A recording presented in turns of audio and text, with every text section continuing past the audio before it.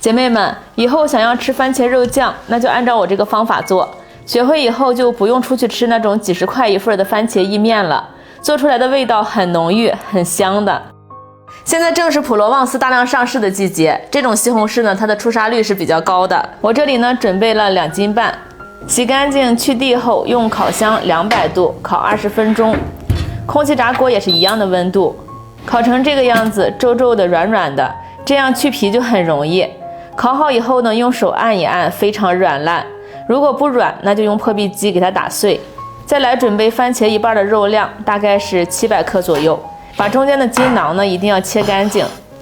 不管是手工切还是料理机，这个筋囊呢都是打不断的，会影响口感。然后我们给它搅成肉末备用。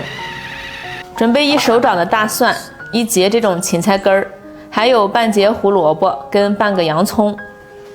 把这些配料放到绞肉机里搅成碎末，肉末放进锅里，不用开火，倒上200毫升食用油，先搅散再开火。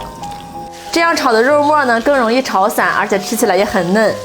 把水分炒干以后，像这样子冒油花了，放入之前搅好的4种配菜，再次翻炒均匀，把这些配菜的香味都激发出来，看到颜色有一点变了，就可以放入我们之前烤好的西红柿了。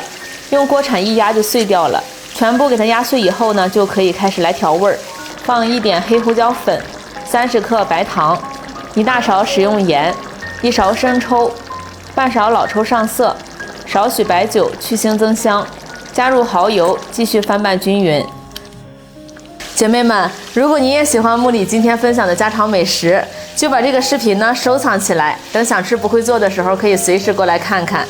然后盖上盖子，用中小火熬煮个30-40分钟，中途记得翻拌一下。看到表面的油已经变成红油了，稍微放凉后颜色会更深。出锅前要试一下味道，肉酱要稍微咸一点，因为拌面条是没有味道的，全靠这个酱了。